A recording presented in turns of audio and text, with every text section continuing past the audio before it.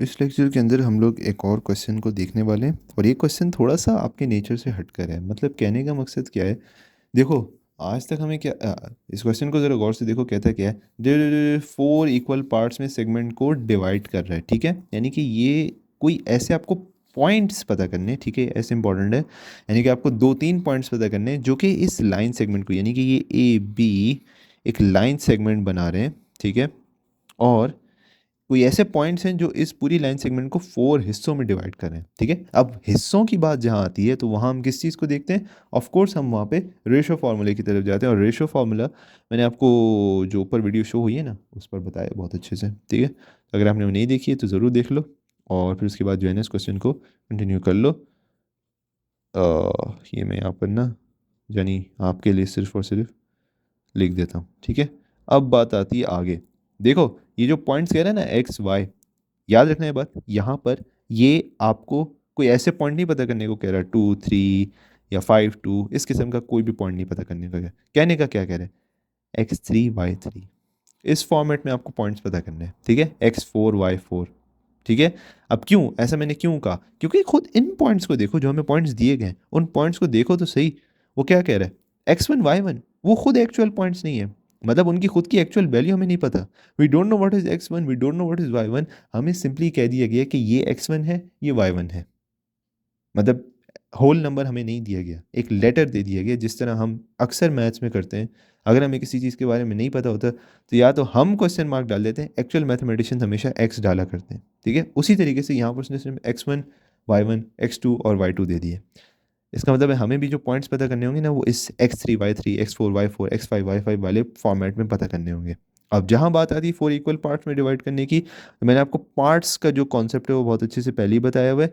अगर आप यहाँ नज़र आ रहा है, हाँ नज़र आ रहा है, अगर आप इस डब्बे को देखो तो इसके 4 इक्वल पार्ट्स क्या होंगे? ये फर्स्ट पार्ट, सेकंड पार्ट और ये थर्ड पार्ट। ठीक है, ये इसका फर्स्ट है, ये सेकंड है, थर्ड है और ये इसका फोर्थ पार्ट है। ठीक है, यानी कि हमें इस लाइन को इसी तरह 4 हिस्सों में डिवाइड करना है। तो ये लो, हो गई ये फर्स्ट पार्ट, ये सेकंड पार्ट, ये थर्ड पार्ट और ये फोर्थ पार्ट। इसका मतलब क्या है? हमें ये पॉइंट और ये वाला पॉइंट फाइंड आउट करना है।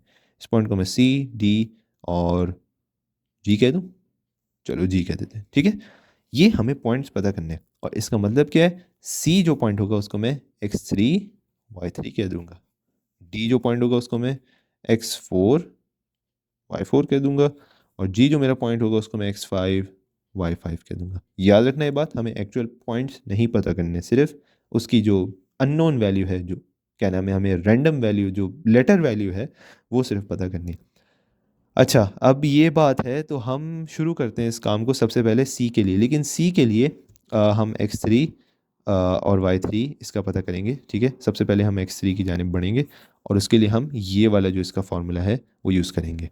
लेकिन उससे भी पहले मैं आपको इस क्वेश्चन को डिटेल में दिखाना चाहता हूँ, इस लाइन को डिटेल में दिखाना चाहता हूँ।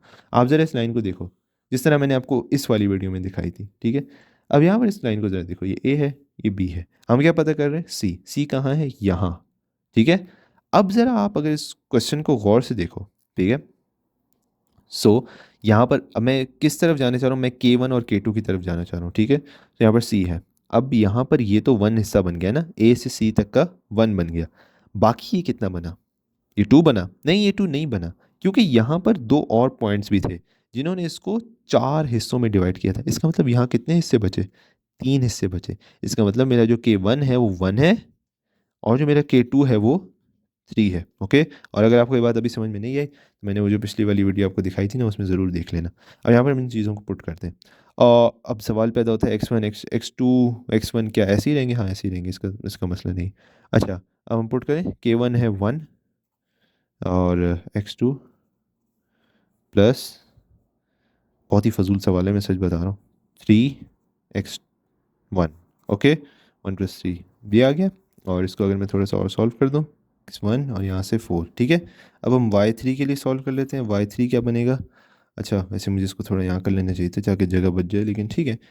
y3 यानी कि अब हम ये वाला एक्सप्रेशन यूज़ करेंगे और रेशो सेम रहेंगे। ठीक है, और अब हम वाइज को यूज़ करेंगे। ओके, K1 क्या है? 1 y1 plus by the way ये हमारी x3 है। ठीक है, ये ऐसे ही, ये क्वेश्चन ऐसे ही जाने वाले। ठीक है, परेशान होने की ज़रूरत नहीं, ये x3 है।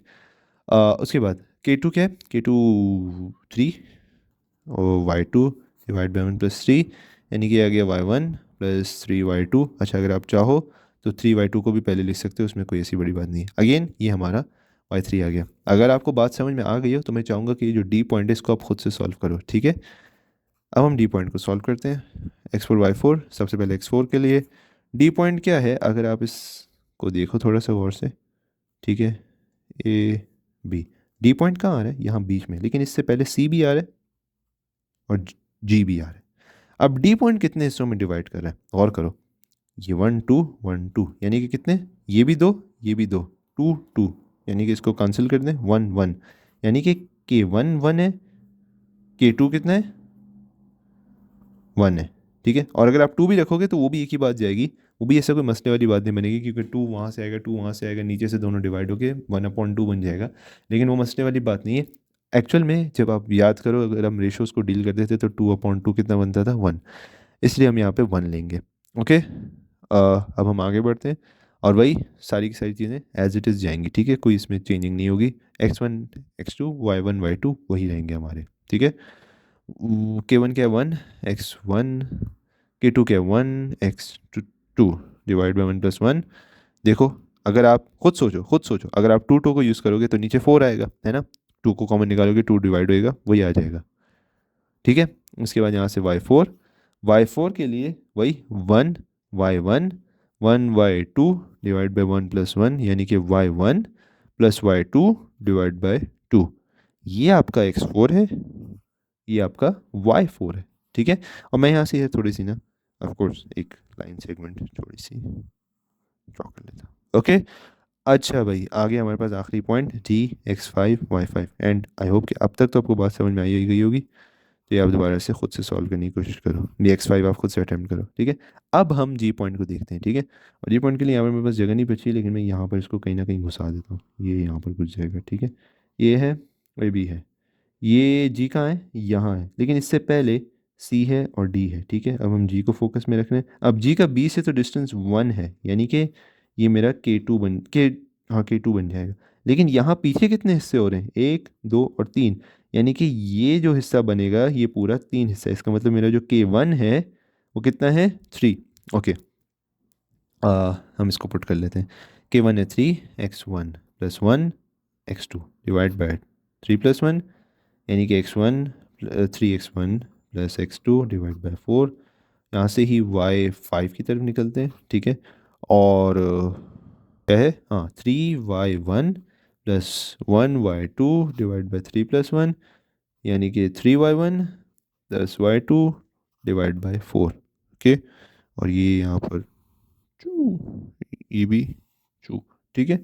और ये मेरा क्या है, X5, और ये है मेरा Y5। सो आई होप कि आपको क्वेश्चन समझ में आएगा। प्रीटी इजी क्वेश्चन था, लेकिन बस थोड़ा सा आपको समझने की देर थी कि इसके अंदर इस किस्म का फॉर्मेट नहीं आएगा, ये वाला फॉर्मेट आएगा, ठीक है। और अगर आपको ये रेशो में मसला हुआ, रेशो फार्मूला में, या ये जो मैंने यहाँ पर कारिस्तानियाँ की हैं इसके अंदर आपको मसला हुआ है, तो आप जो मैंने आपको 2 रेशो की वीडियोस दिखाई है ना, वो लाजमन लाजमन देख लो, उसके अंदर मैंने आपको, अच्छा, okay. So thank you and bye bye.